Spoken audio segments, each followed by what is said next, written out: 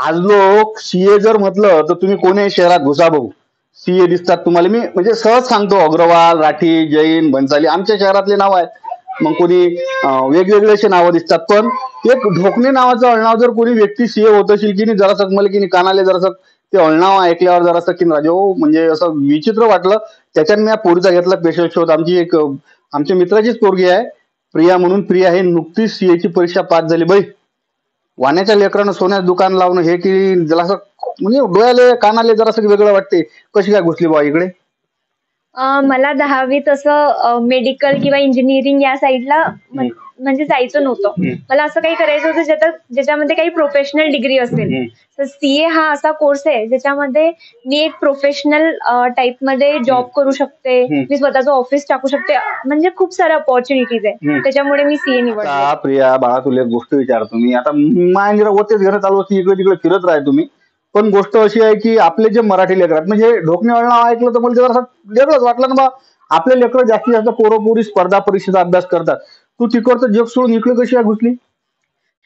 आपले मराठी मुलं मोस्टली स्पर्धा परीक्षेच्या कडे मेहनत घेतात. हम्म, आणि मोस्टली कोणी एक जण लागल्या. लागला तर त्याच्या मागे सर्वजण बस तेच ट्राय करत राहतात. हम्म, बट तेवढीच मेहनत जर त्यांनी या क्षेत्रात दिली, हम्म, सीए हे खूप याच्यामध्ये खूप सारे अपॉर्च्युनिटीज आहे. लाईक आपण जॉब करू शकतो, त्याच्यानंतर आपण स्वतःची फर्म उघडू शकतो, हम्म. म्हणजे स्वतःवरूनही काही ना काही कमावू शकतो. असं असं इम्पॉर्टंट नाहीये की आपल्याला कोणी जॉब आता देणार. प्रिया, तुम्हाला बोलताना सांगितलं की बा सीए झाले की त्याला लय मोठे संधी आहेत, ऑपॉर्च्युनिटी आहेत.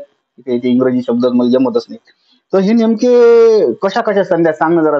म्हणजे कसं आहे, 2-4 पोट्टे जर मला भेटलं ते सांगायला बरं होईल.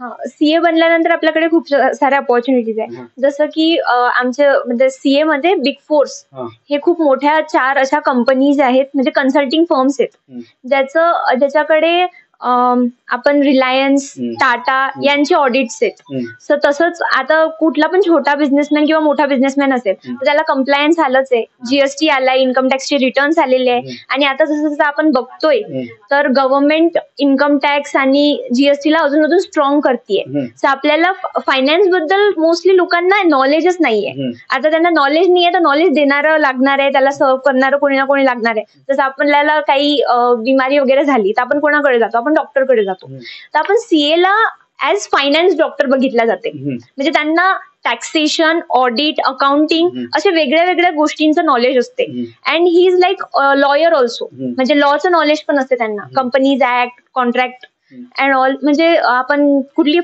3-4 मित्रांनी कुठलं सोबत बिझनेस टाकला हं, तर त्यांना गाईड करणं हं, की कसं ते समोर समोर आपल्या बिझनेसला डेव्हलप करू शकते, हं. तर ते एक सीएच सांगू शकतो.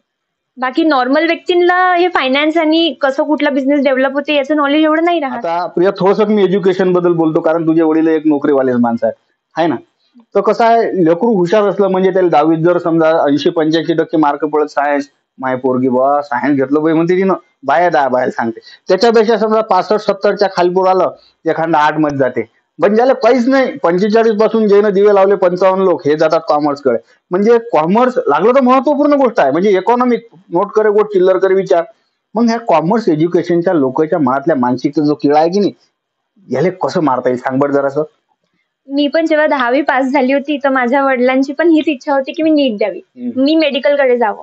बट माझी इच्छा होती की मला सीए बनायचंय, हम्म, कारण की मला नवीन नवीन ह्या प्रोफेशनल बद्दल माहिती पडली होती हम्म, आणि मला ते आवडलं होतं. याच्यामध्ये आपल्याला फक्त एक्झाम्स क्लिअर करायचे आहे. हम्म, आणि एक्झाम, आता आपण कुठली पण एक्झाम दिली तर आपल्याला मेहनत तर करावीच बरोबर. लागते. हम्म, आणि तसं बघितलं गेलं तर कॉमर्सकडे जो जातो त्याला, बिकॉज त्याला सायन्सला ऍडमिशन नाही भेटली हम्म. म्हणून तो कॉमर्सकडे जातो बा, असं सर्वांचं मोस्टली आउटलुक असतो. नाही आहेच ते. हा, हम्म, बट असं नाहीये.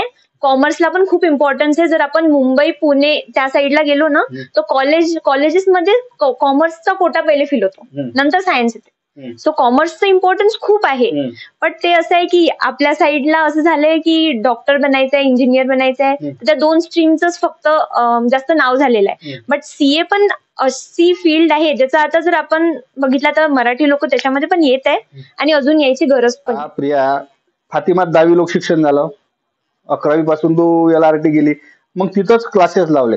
आता हे जे क्षेत्र आहे आपल्या इकडचे निरा पोट्टे 10वी झाले की ते नीटच्या आणि JEE च्या परीक्षा घेऊ घेऊ एक एक 1.5 लाख रुपये आहे ना बाबा, त्याची घरी खायची सोय नाही, पोट्टीची फी भरू हे कर्ज बाजार येऊन आले, लयच बेकार कंडिशन आहे. तर त्या ठिकाणी जर पाहिलं तर मराठी लेकरं फारच कमी. तर त्या ठिकाणच्या ऍटमॉस्फिअर सोबत आणि त्या ठिकाणच्या शिक्षणासोबत तू कशी समृद्ध झाली सांग जरा सर. जेव्हा जसं की मी सांगितलं आधीच, की हे या फील्डमध्ये जायचा जो डिसिजन होता तो माझा स्वतःचा होता. तर तिथे जेव्हा मी गेली तर माझ्या पूर्ण बॅच मधून जर सीए घेणारी कुठली मुलगी असेल तर ती मी एकटी होती. तर तिथे जातानाच मी एकटी स्वतः गेली होती. सो माझी आधीपासून मनाची अशी तयारी होती की मला काहीतरी करूनच निघायचंय. ती जर्नी सुरू व्हायच्या आधीच मी डिसाईड केलं होतं की मला सर्व एक्झाम्स फर्स्ट अटेम्प्टलाच क्लिअर करायचे. आणि ऑब्व्हियसली माझे पेरेंट्सनी आता इतका माझ्यावर विश्वास दाखवला आणि मला इतक्या दूर पाठवलं शिक्षणासाठी, तर मला छोट्या छोट्या डिफिकल्टीज मुळे मागे नाही यायचं होतं. मला ते कव्हर करून अजून समोर जायचं होतं. आता प्रिया एक गोट जर पाहिली, आता मी पोहून राहिलो पेपरात बातमी पाहिली मी, लय लोक भेटायला येऊन राहिले, कोणी पेढे घेऊन, गुच्छा घेऊन, हार घेऊन येते. तर चांगलं वाटते, कारण आपण लहानपणी ते वय इचकपणाचं असते, पण आज तेच लोक आपली स्तुती करतात. कसं नेमकं काय फिलिंग येते बा? खूप छान वाटते जेव्हा आपण काही हार्डवर्क करतो आणि त्याच्यानंतर आपल्याला सक्सेस मिळते. म्हणजे आपण रात्रंदिवस एका गोष्टीसाठी, जसा हा कोर्स जो आहे 4.5 वर्षाचा आहे, म्हणजे 12वी नंतर 4.5 वर्ष 3 एक्झाम्स असतात. एकानंतर एक प्रत्येक एक्झाम पहिल्याच्यात काढणं आणि कंटिन्यू ते हार्डवर्क ते स्वतःमध्ये ठेवणं, त्याला खूप असा पेशन्स लागतो, पर्सिव्हरन्स लागते. सो ते सर्व केल्यानंतर आज जे माझा आनंद दिसत आहे माझ्या सर्व फॅमिलीच्या फेसवर, ते बघून मला खूप खूप चांगलं वाटत आहे आणि असं खूप मन भरून आलं होतं जेव्हा मी माझा रिझल्ट बघितला. आता तू बोलताना एक गोट मला सांगितले की 3 तुम्हाला परीक्षा द्यायला लागतात. कसं आहे, पोट्टे की नाही एका जराशी झळकणी बसली की चायनी सारखे गळून जातात. त्या पोराला काय तुला सांगायचं की बा नेमकं काय करायला पाहिजे? जर तुम्ही कुठला डिसिजन घेतलाय की आता मला ही गोष्ट करायची आहे, तर फक्त 1-2 फेलियर झाल्यामुळे ते सोडायला नाही पाहिजे. आता डिफिकल्टीज तर येणार आहे, फेलियर पण येणार आहे, बट असं आहे की तुम्ही जर त्या फेलियर नंतर सक्सेस घेतलं तर ते तुम्हाला जास्त म्हणजे आनंद देईल की आपण आधी फेल झालो बट त्याच गोष्टीमध्ये नंतर आपल्याला सक्सेस मिळाली. सो सोडू नका, ट्राय करत राहा आणि आपला 100% द्या. म्हणजे स्टडीज आणि अभ्यास जो आहे ना तो तुमचा प्रायोरिटी 1 असला पाहिजे. तुम्हाला कुठले फ्रेंड्स किंवा तुमची कुठलीच गोष्ट मधात नाही आली पाहिजे. तुमचा सर्वात पहिली आणि आखरी गोष्ट आहे तुमचा अभ्यास, आणि बस त्यालाच तुम्हाला इम्पॉर्टन्स द्यायचं आहे. आणि ठीक आहे, एकदा फेल झालं, 2दा फेल झालं, तुम्ही परत ट्राय करा, एकदा निघून. ही होती प्रिया ढोकणे. हे सीएच्या परीक्षेत झाली म्हटलं पास. आता कसं आहे, सीएची परीक्षा जर म्हटली तर सिंधी, मारवाडी जे किंवा हिंदी सायडर लोक आहेत हे सीएच्या परीक्षेला की नाही जास्त प्राधान्य देतात. पण मराठी माणूस की जेव्हा आपले पोरं की नाही, बरं त्याचं काही चुकत नाही ना बाबा, गावातला एक पोलीसवाला झाला की नाही, गावातले पोट्टे पोलीस व्हायला पाहतात, कुठेतरी त्याचं अटकते, बिचारे काय करतील, पर्यायी लोकांचं मार्गदर्शन नाही. पण सीए सारखं एक महत्वपूर्ण इकॉनॉमिकल फील्ड मधले म्हणजे उलचक काही झालं की सीएचं भल्लं काम पडते. तुमच्यावर पैसा वाढला की तुमचं इन्कम टॅक्स, जीएसटीचे रेग्युलर रिपोर्टिंग करायसाठी सीएचा लय मोठा योगदान असते. त्यात इकड काय पैसे घेतात राजे, अरे बापा समजतच नाही ना, कारण त्यात मोजकेच लोक त्या व्यवसायात असल्याच्यानं लय मोठा वाका होऊन राहिला. पण आता आपलं मराठी पाऊल पडते पुढे. मराठी असणारी पोरगी ढोकणे नावाची जी मुलगी आहे हे आता या क्षेत्रात उतरले आणि तिचं असं म्हणणं आहे की एकदा का तुम्ही उतरले की ते लाईन दुरी क्लिअर होईल की नाही, मागं नका सो. तुम्ही मागं जर सरले की नाही तर काहीच कामाची. पण विशेष म्हणजे तिनं मला ऑफ कॅमेरा बोलताना सांगितलं की मी म्हणे जवळपास जेव्हापासून या परीक्षेत आली म्हणे तेव्हापासून मी सोशल मीडिया, इंस्टाग्राम ने तो पाहूनच राहील तुम्ही, झुमका गिरारे डान्स कसा असते त्याच्यावर निरा यानं सारा सत्यानाश व्हायला. सोशल मीडियाच्या नादात, फॉलोअरच्या सबस्क्रायबरच्या नादात सारा धिंगाणा होऊन बसला. ते सारं सोडा आणि जीवनाचा काहीतरी ध्यास करा. आणि या ध्यासातून हे प्रिया हे सीए झाली आणि तिला आपली गावरान नदी येते. एक काम करतो, आपलं गावरान नदी लय मोठं होणार आहे, मा ऑडिट तुला मोफत करून द्यायला गेली. हिचे ऑन कॅमेरा मी घेऊन राहिलो. बातमी जशी आहे तशी. आणि कशी वाटली मुलाखत नक्की कळवा.